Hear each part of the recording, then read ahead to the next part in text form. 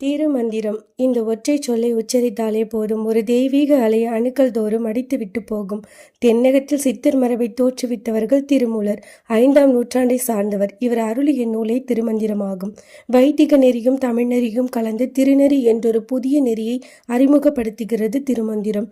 தத்துவம், யோகம், மருத்துவம் சார்ந்த கருத்துக்களை மந்திரத்தைப் போலவே சுருக்கச் சொல்லி விளக்க வைக்கிறது திருமந்திரம். பொதுவாகவே சித்தர்கள் நூல்கள் மறைப்பொருள்களை உள்ளடக்கி இருக்கும். ஆனால் திருமந்திரமோ பாமரர்களின் தோள் மீது கை போட்டு கொண்டு பேசும் எளிய மொழியில் இருக்கும். சைவ நூல்கள் இருவகைப்படும். ஒன்று தோத்திரம், மற்றொன்று சாத்திரம். தோத்திரம் அன்பை அடிப்படையாக கொண்டது, சாத்திரம் அறிவை அடிப்படையாக கொண்டுள்ளது. திருமந்திரமோ இவை இரண்டையுமே அடித்தளமாக கொண்டது. வரட்டு தத்துவங்களை மட்டும் பேசிக்கொண்டிருக்கவில்லை திருமந்திரம். நடைமுறை வாழ்க்கைக்கேற்ற வழிகளையும் சொல்கிறது. தத்துவம் வேண்டுமா? தந்திரம் வேண்டுமா? மந்திரம் பற்றி அறிய வேண்டுமா? கோள்கள் பற்றிய செய்தி வேண்டுமா? யோகம் பற்றிய விஷயங்கள் வேண்டுமா?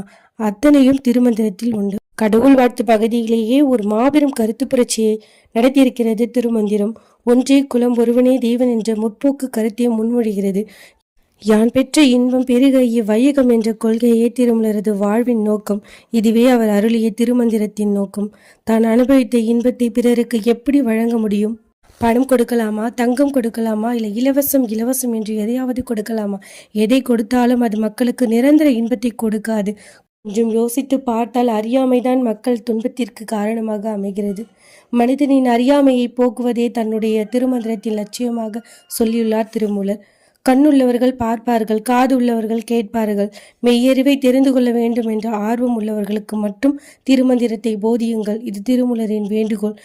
மெய்யறிவை அடைய வாழ்க்கைக்கு தேவையான திருமூலர் அருளிய திருமந்திரத்தின் தலைப்பாக 27 தலைப்புகளில் நான் இனி வர ஒவ்வொரு நாட்களிலும் ஒரு தலைப்பை உங்கள் எல்லாருக்கும் நான் பதிவிட விரும்புகிறேன். ஸோ எல்லாருமே என்னுடைய பதிவை பார்த்து லைக் பண்ணுங்கள், ஷேர் பண்ணுங்கள், கமெண்ட் பண்ணுங்கள். உங்களுடைய சந்தேகங்கள் ஏதாவது இருந்தாலும் கமெண்டில் சொல்லுங்கள். நன்றி.